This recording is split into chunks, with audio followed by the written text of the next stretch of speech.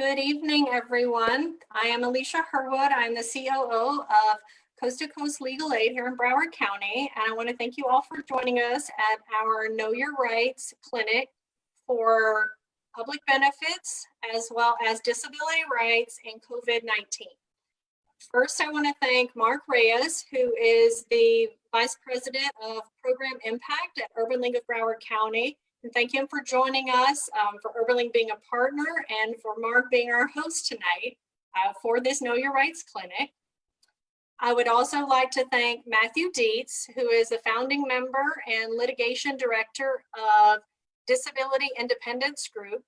He is donating his time tonight to be our pro bono attorney in this Know Your Rights clinic. And also, I would like to thank Lori Yadoff, who is the Coast to Coast Legal Aid Director of Economic Advocacy and Community Health, for all of them giving their time this evening to provide this community information and legal rights at this clinic.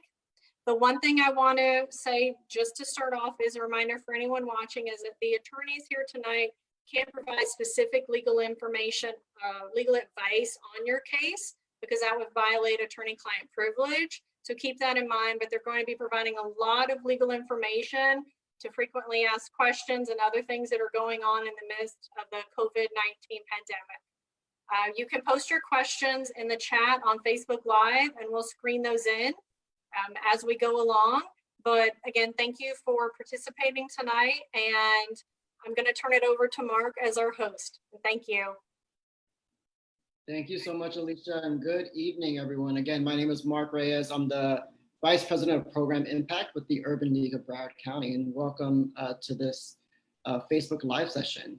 So we are, as Alicia said, we're going to ask some questions, get some answers around unemployment, SNAP, COVID-19 related stimulus, and the like. And again, please do post your questions and we'll get to as many as we can.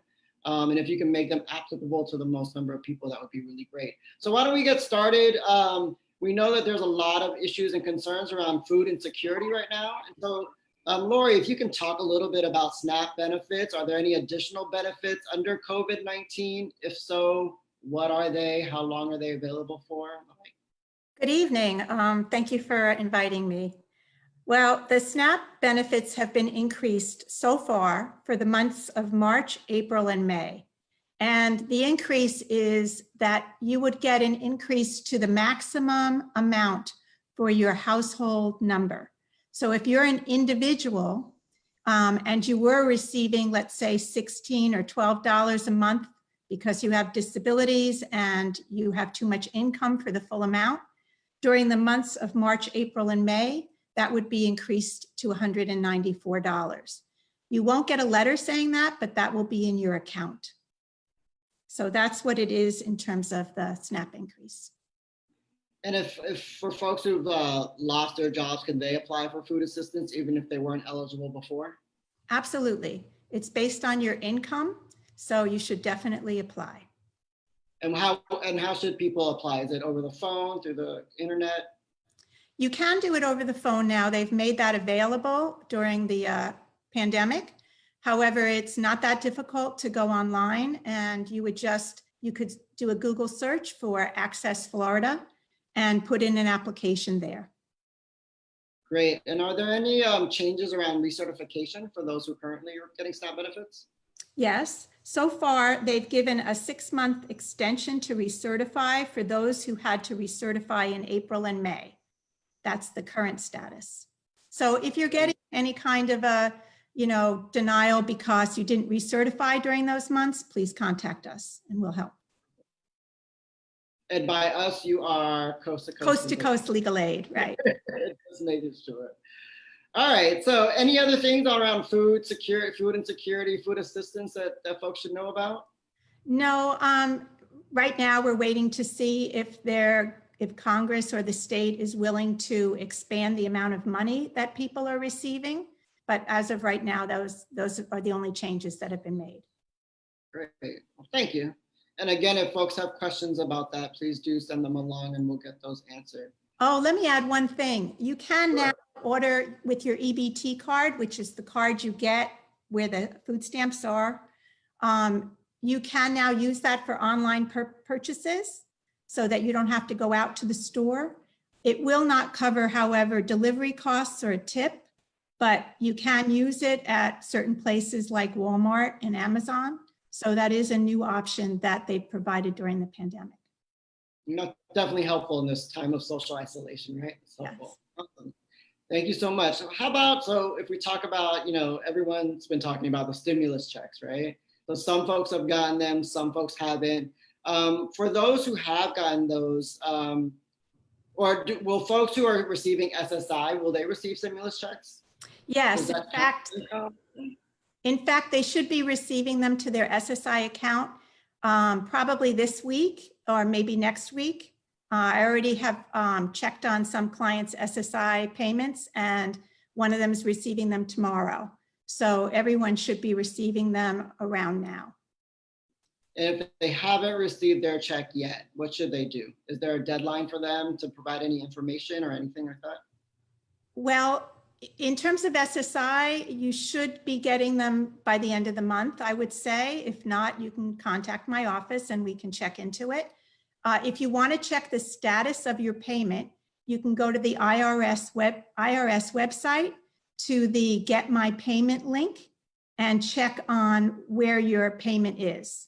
And the one I looked at today told me that the money was going to be deposited tomorrow. So sometimes it doesn't say that, but sometimes you can find it pretty easily.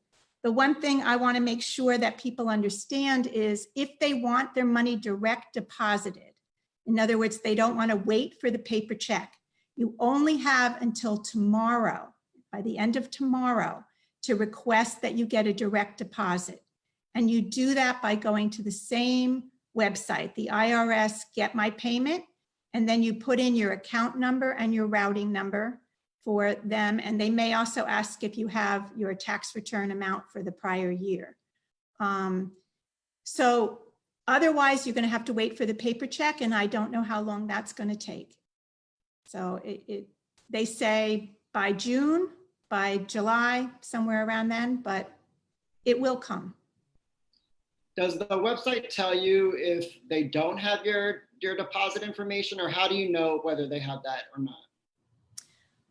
Well, I can't say what will happen for every single individual, but for the cases that I've looked at, it says we don't have your bank information.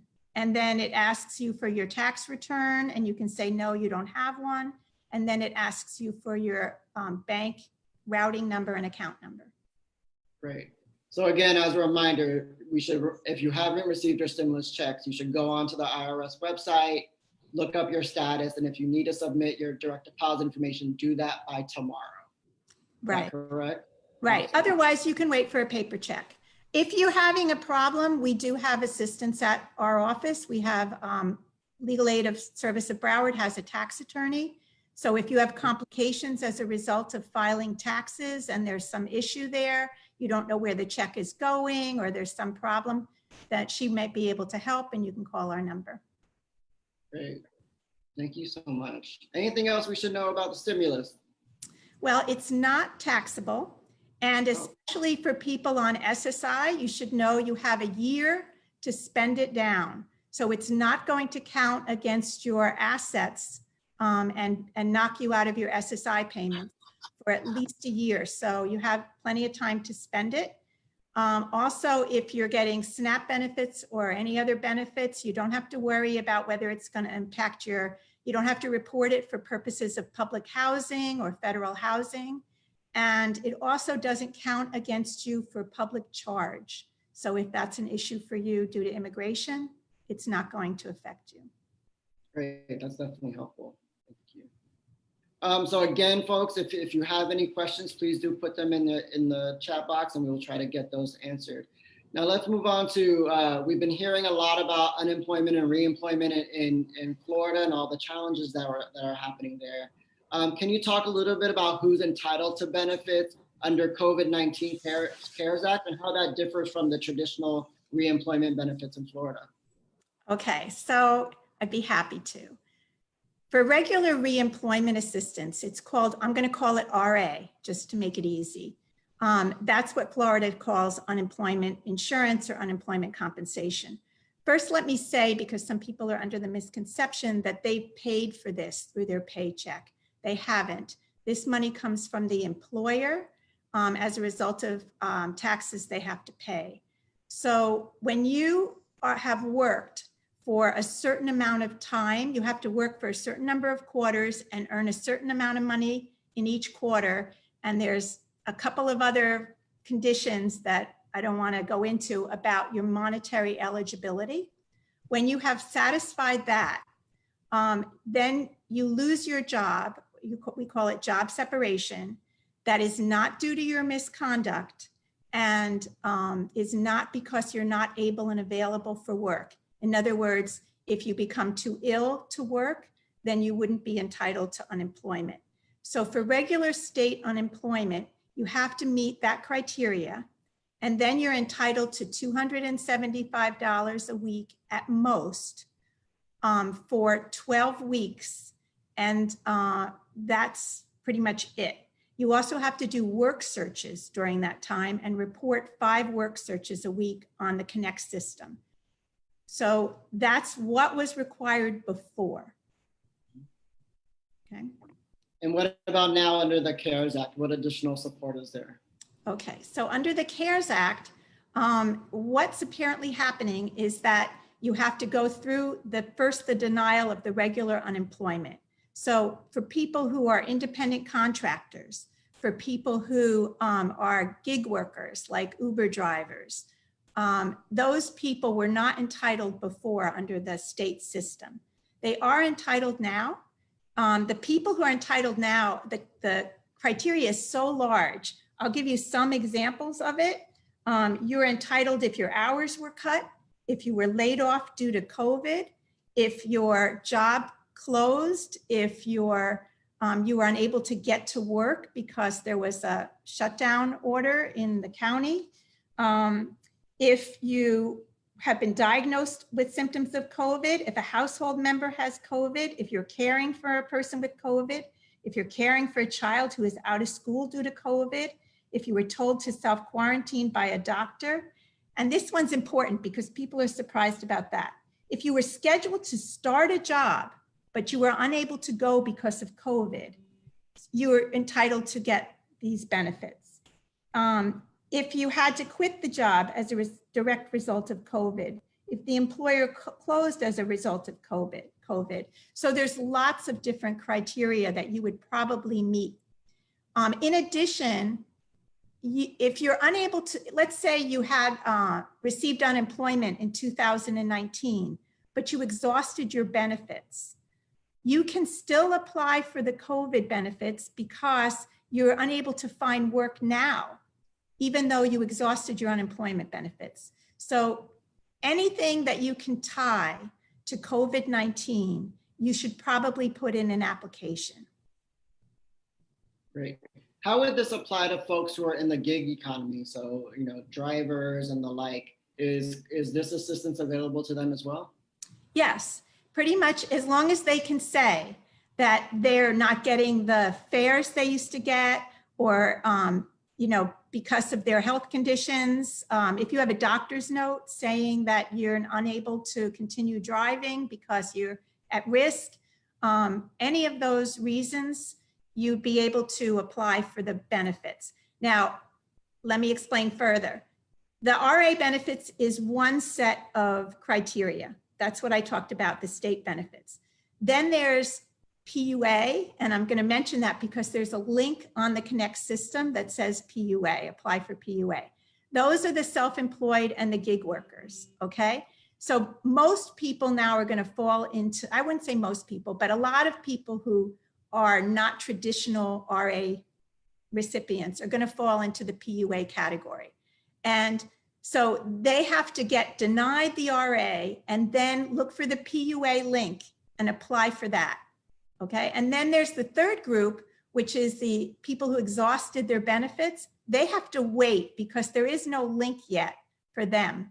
So the system is, I'm making it sound easier than it is. It's not. In addition to that, once you put your claim in, and you put in the PUA, you're going to see now on Connect that they're asking you to request your weeks, your benefits. You have to do that. They're only interested now until May 30th, unless the governor extends it. You don't have to report work searches. So if you put in that you're not working, that's what they're interested in. They don't want to pay you if you've gone back to work. So they need you to notify them, even though you haven't gotten your benefits yet. You still have to do this. So, and then, you know, once you get all that information in, hopefully you'll be able to collect your payments. But again, a lot of people aren't receiving anything yet. So one more group of workers that may be having challenges are those who've only had a reduction of hours. They haven't completely lost their job, but have reduced hours. How does this impact them as well? They can apply as well.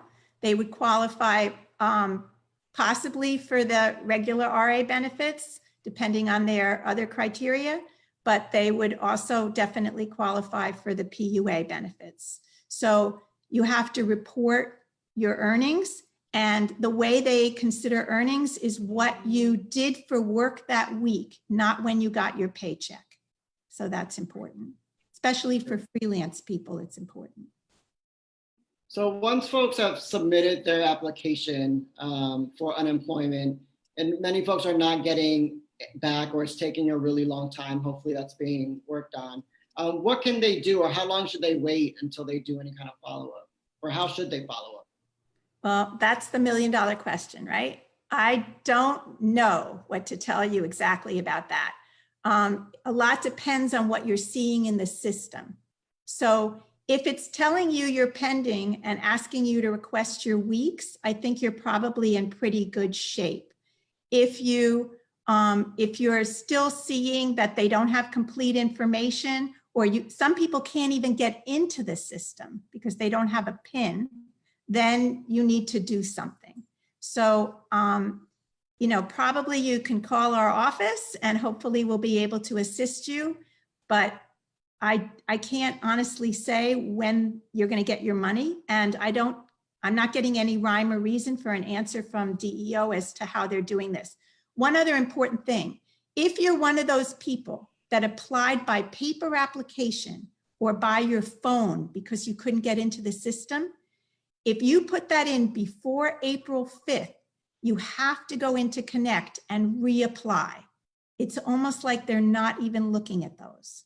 So you have to go into the system and reapply if you applied before April 5th. And I would advise everyone to look at the Connect website, and not the Connect, the floridajobs.org website every day, because every day it changes. Great. And now we also know that, you know, some folks have been denied benefits. Is there a way for them to appeal that denial, or what should they do as a next step? There is an appeal form. You have 20 days to file the appeal. They've now made it so that you can file the appeal by email. So if you fill out the form, you can file it by email. But the way you can find the form is you can Google appeal from RA denial, and it should pop up. However, a lot of people were denied because they put their application in prior to April 5th. And at that point, even though they didn't have to report work searches because the governor said that they didn't have to, they were denied because they didn't. So people are very frustrated about that. Appealing that isn't really going to help you because it's just a matter of the system being wrong. So you can put in the new application. If you're being denied because you didn't have enough wages in the wage period, you can contact us and we can double check that. And if you want to file the appeal just to be safe, but our concern is, and we don't know this for sure, if you file an appeal, that may hold up your PUA benefits. And if you're not entitled to the RA benefits, then you're holding up your case for nothing. So, you know, it's not an easy answer, but like I said, it depends on why you were denied. Is there anything else about unemployment or the reemployment system that we should be sharing with viewers today? You know, I think if you're having problems and you really are feeling like you don't know what to do next, you know, please call our office and the number will be posted. And be patient, and we'll get to you. We're trying to cover, everybody and trying to help. And we'll, if you have email, that's even better for me to reach you. But it's very complicated and it's still not straightened out, unfortunately. Great. And before I do want to get to Matt there, he's waiting patiently for us as well. Another question from Facebook was around the stimulus check. Is everyone entitled to a stimulus check? And I guess there might be a rumor that folks are getting 2 stimulus checks. Is that true? I haven't heard about that, but I don't think those people are going to come to me for help. But everyone is entitled, except for there's a group of young people, young adults, that are not entitled. 17 to, I don't know exactly what age. I haven't had too many calls with that. But there's a group of college-age students that are not entitled to the stimulus. Children are, if they're dependent on parents. It depends on your legal status as well as to whether or not you'd be entitled to a stimulus check. If you earned over $75,000, then you might get a reduction in the stimulus check amount. So, but most people should be getting a stimulus check. And if you got 2, there's another adult in the family, so that could be it too. And that's all based on your 2018 or 2019 income taxes? It depends on what you filed. So if you haven't filed 2019 yet, they're going to go on 2018. Gotcha. All right, thank you. So let's turn over to Matt. We'll give him some time a little bit here to update us on any differences around unemployment, SNAP, stimulus, for those individuals with disabilities. If you can talk a little bit about that, that'd be great. Well, there aren't many differences between the programs on how they affect persons with disabilities. The only part that is upsetting is that SNAP cannot be used to pay for delivery, and that has a big effect on folks that have disabilities.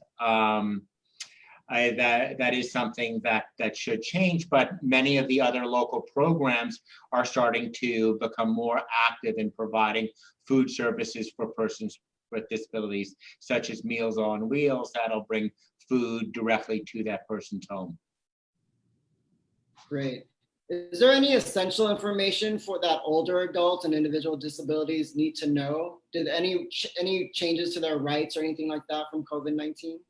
Well, the most important issue that I usually see is people that have disabilities or are older are not getting the same services that they did previously.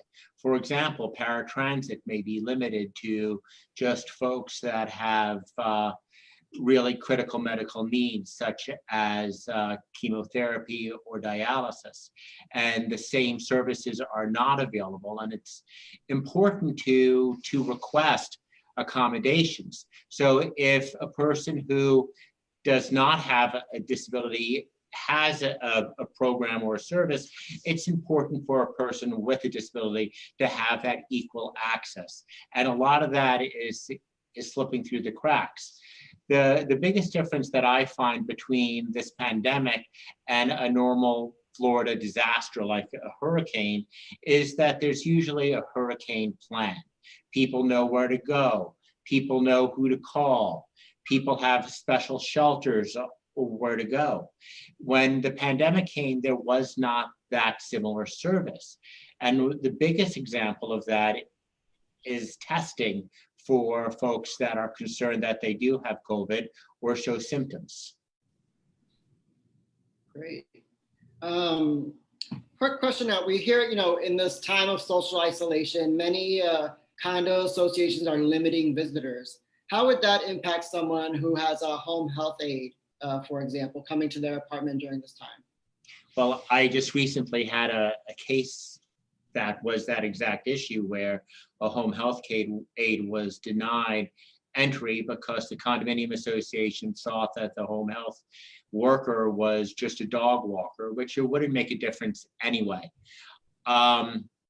The issue that you, any accommodation that a person needs because of their disability, their association should be able to give. For example, if it's a home health aide, if it's a family member that would help somebody with their normal activities of daily living, even if it's something such as like cooking or cleaning or walking the dog or getting someone up and around. These would be normal, reasonable accommodations, even if there is a rule that says that no visitors are allowed. Now, after the hurricanes, condominium associations got the power to implement emergency rules, such as no visitors during a certain time. But asking for an accommodation of these rules is something that supersedes any of these powers that a condominium would have. The only thing that you need to do is you need to get a letter from your doctor or your medical provider if it's not obvious. And the letter should say that the family member's assistance is required because of a disability and that you need the accommodation under the Fair Housing Act. And that should be enough for any accommodation that should be needed. Great. And if I have a direct support provider and that person happens to get sick, what can I do, or what should I do to prepare for that? Well, that's difficult, because now the issue that you have is if somebody has a home health aide and the home health aide doesn't show up, or some other medical assistant, a home nurse, a home health aide, and folks with disabilities have that issue a lot, even when it's not a pandemic, but it's even worse when there is a pandemic. And what needs to be done is need to be the squeaky wheel. And a lot of these issues, when disability rights come up, you have to ask and you have to complain, and you have to complain the right way, which if it's a home health aide not showing up, call up the home health care agency and say, we need somebody else. And worst comes to worst, call up the support coordinator, say that somebody is not showing up, we need emergency assistance. And what they may tell you to do is to go to the hospital if you do need an emergency. And there shouldn't be the same fear there shouldn't be a fear to go to the hospital. We see that thousands of people in Florida have died, but we don't want thousands of people to die just because they're not getting the assistance or the aid that they need. So it's important to still go to the doctor. It's important to still go to the hospital and be safe and take as many precautions as possible. Great. So again, if you're having any challenges, definitely pick up the phone and reach out to your provider and the like.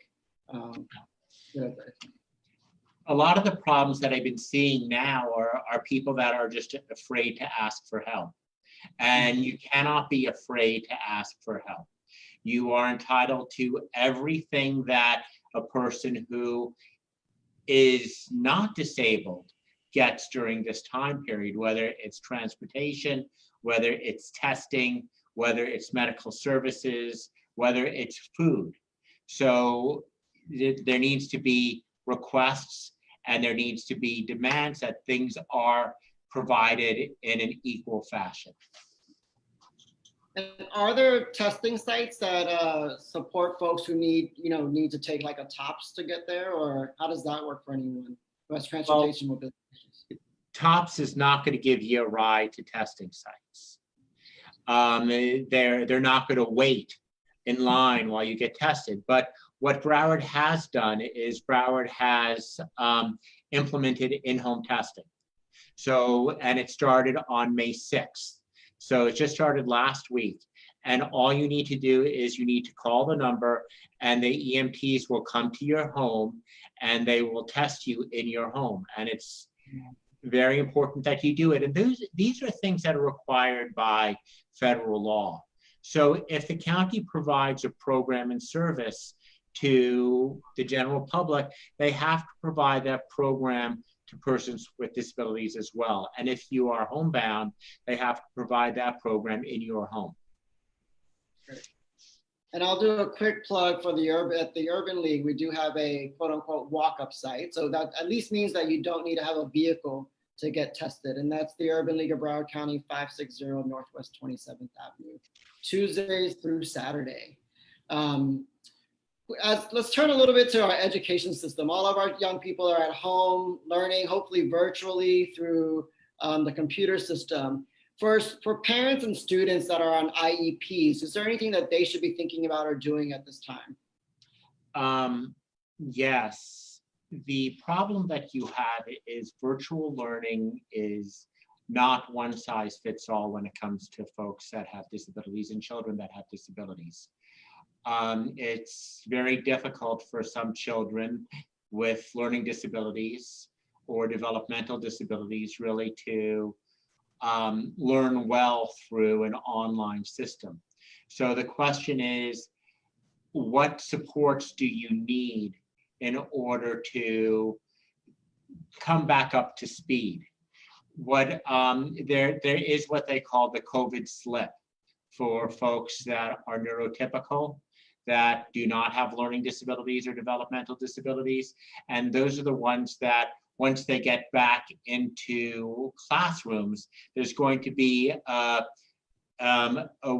short way in which to make up what they've missed, to get them back up to speed. In my opinion, the COVID slip is going to be even greater for persons with disabilities.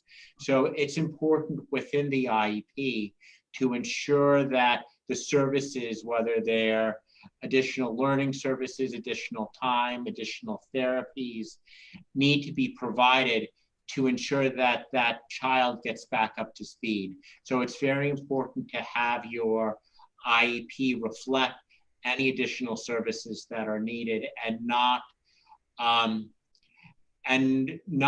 take the way into getting a McKay scholarship or additional funding to get those services elsewhere, because this is the school's responsibility to ensure that children get back up to speed. The difficult issue that you have when it comes to kids with disabilities is everything is individualized. So every child's education plan has to be tailored to that child. So it's important to have the necessary evaluation, especially if you have a child that is autistic or a child that has a learning disability, as to what that child needs. So if I had a wish list, go to the school, say that before we do the IEP, we need an individualized evaluation to determine what your child needs before the next school year and what additional services are available to get your child back up to speed.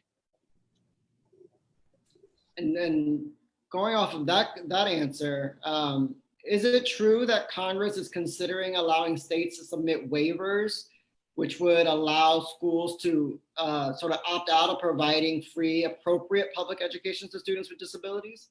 And what can parents do about that if that's true? I believe that was the secretary that was given that option, and she chose not to do it, which hopefully we have nothing to worry about now. But Betsy DeVos did not ask for a waiver of 504 for kids with disabilities, which that's a wonderful, great thing. Great. And so last question, are there any other resources designated for those individuals with disabilities that the community can access and should be aware of? There are increased food services at home for such as Meals on Wheels and other programs that Broward focuses on to ensure that food service is provided at home. In Miami-Dade, the Meals on Wheels program almost doubled during this pandemic in order to ensure that there is not food insecurity. And it's important to understand what is out there. And there's some great resources, such as the Broward Center for Independent Living, which is a great resource for folks that have disabilities and for information that is there. It's also important to understand what are the issues that are involved in order to stay employed and remain employed, and what accommodations are available for jobs. For example, there are some issues that folks before really didn't think that were a limiting impairment. For example, somebody that has asthma or that is otherwise immunocompromised. Somebody who recovered from cancer, still on chemotherapy, has some other disability. Those issues are major issues now, while other people can go back to work in an environment that social distancing may not be stringently enforced. Folks that are immunocompromised do need that accommodation.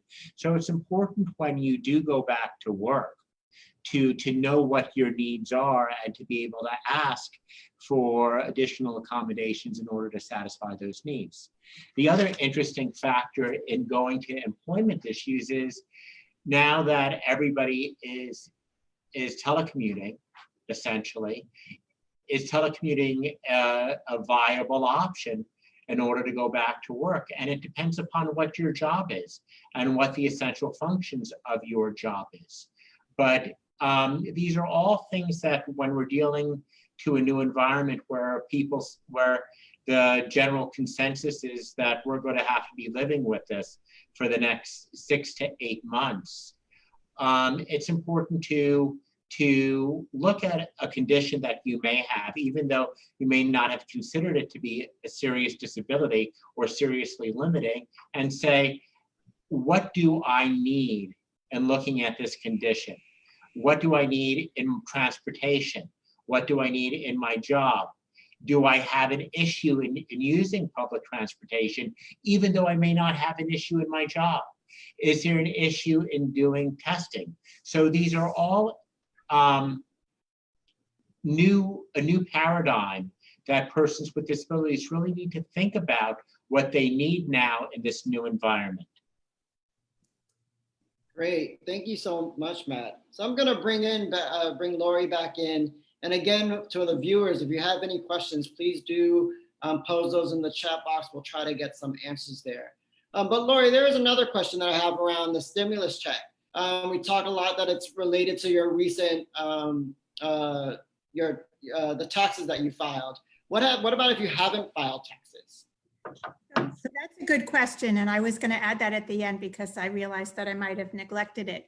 So if you're a non-filer, that's what it's called. You haven't filed taxes, you're not getting disability or SSI payments, then you can go to the IRS website and they have there a link to non-filer. That's what it's called, NON-FILER. And I guess we can post these links if you think that'd be helpful. And you go there and you provide the information that they're requesting, and then you should get the check. It basically asks if you filed taxes, if you had income, those kind of questions. So if you're a non-filer and you have no connection to Social Security as a result of either retirement or disability, then you should file under the non-filer link at the IRS website, and that's irs.gov. Great. Now I see we don't have any more questions coming in at this time. So again, we still have a couple more minutes left that folks want to ask a question. Do you have any additional comments you want to provide? Sure. Yes, I'd like to add something along the lines of what Matt was talking about. So we're expecting, because it hasn't happened yet, because the governor has not required people to do work searches. But unemployment by its nature relies on the person's ability to work and their going out and looking for work. The definition is suitable work. So we don't know right now because we don't have any precedent for this COVID virus, what exactly is going to be considered suitable work under certain conditions, people's health conditions, what preventative or safety requirements are going to be required by the job. We do know that fear of getting COVID is generally not enough to, prevent you from having to go out and look for work. Some states have come up with a set of criteria for why you may not have to go out and look for work or what kinds of jobs you can turn down. To my knowledge, Florida has not done that yet, but that's going to be an issue in the future, and perhaps something that Matt and I can work on together to determine defenses to people losing their unemployment because they're not able to go back to what they consider suitable work. Great, thank you so much. Any other final comments? Either Matt, do you have any final comments that you want to share with the viewers? Well, a lot of what we're going into is a lot of the unknown. And it's unknown for lawyers, it's unknown for policymakers, and there's a lot of issues that are being done right, and there's even more issues that are being done wrong.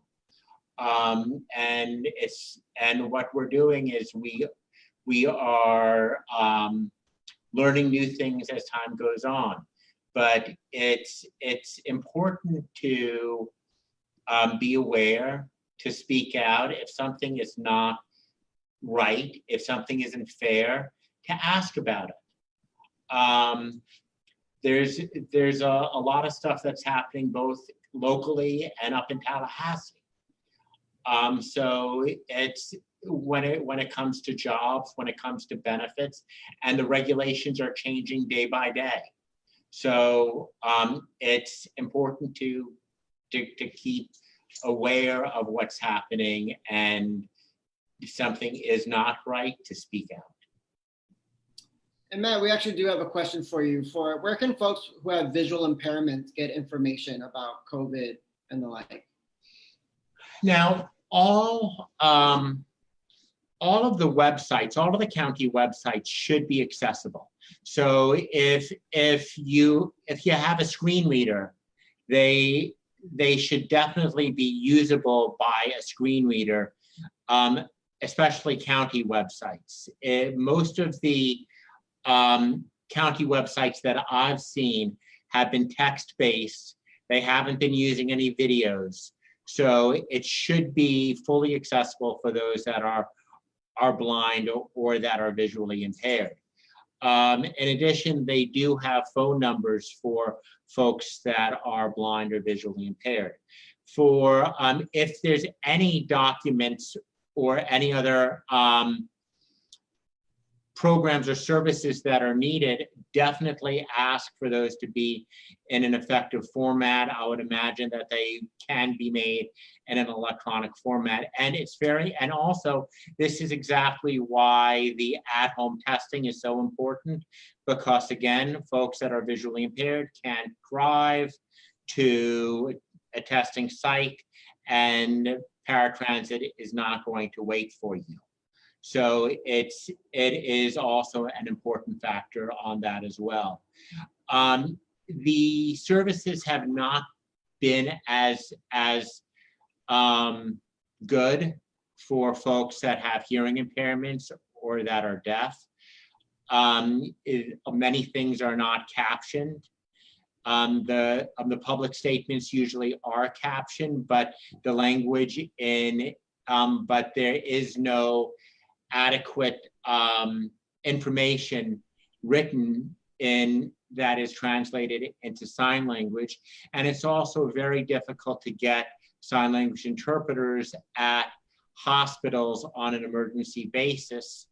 And some hospitals are even concerned about having interpreters in the hospital during the COVID epidemic, thinking that they're not going to be able to get interpreters. My advice is always demand an interpreter.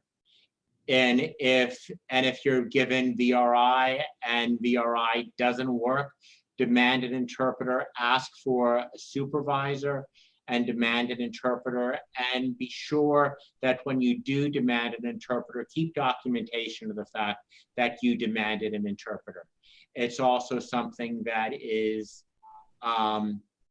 essentially important to maintain that documentation. Part of the problem that we have been having in Florida and across the country is the push to impose bioethical standards on hospitals to limit essential equipment such as ventilators for people that that do have disabilities. And it's something that we're currently fighting because they measure a life's worth in either the disability or the amount of years that you have remaining to live. The rationale is that what's fairer, flipping a coin or using a lottery or picking people by how many years you have left or the disability you have. It's something that I really don't believe that you can value a life by the amount of time left. And every person is entitled to a choice. It also devalues life, and it makes people scared to get the services that they need, thinking that their life's not going to be worth as much as somebody else's. Currently, there are no rules like that imposed, and hopefully because of the fact that there are sufficient ventilators now, that won't even be a thought when it comes to Governor DeSantis. But again, people should not be afraid to go to the hospital. If you need something in an alternate format, whether you're blind or whether you're deaf or whether you have a different disability, that you need items explained to you in a different format, you need to ask. Great, thank you so much. And again, thank you so much, Matt. That was great closing remarks. Lori, any final remarks on your end? I don't think so. We're available if you need assistance. Please contact our office, and we'll try to put some links up there for you on some of the things. I'll get the link for the appeal form and the information there to the website or to Coast website so that you can access it easy. Great, thank you so much. So I'm gonna turn it back over to Alicia. And before I do, I just again, thank you to Coast and Disability Group for joining us today on this. And again, for inviting us to be a part of this. It's really exciting. Alicia, if you wanna close us out. Hey, I was getting my video back up. So that was a lot of information. I learned things, and I really, at this end, I wanna thank you all on behalf of Coast to Coast Legal Aid for being a part of this today. Thank you, Mark, for being our host, and Urban League for participating in this with us. Thank you to Matt, who is a long-term friend of Legal Aid and Coast to Coast Legal Aid here in Broward. We really appreciate your time through the years, and especially this evening. And Lori, I know how busy you are and how many clients you're getting every day. And so to add this on to the end of your day, we really appreciate it. To get this information out to the community, because as it was brought up, there's a lot of stuff floating around, and we want to make sure that the community gets the most accurate information as possible on these topics that are really affecting our community's daily lives with it. So again, thank you very, very much. And just a reminder for anyone watching is that Coast to Coast is going to continue with these virtual clinics. We have one scheduled each week now, as of now through the 1st of June. So keep a watch on our Facebook page at Coast to Coast Legal Aid for the next events that are upcoming. And to thank you all again for watching on our Facebook Live Know Your Rights Clinic. Thank you very much and have a good night. Thank you.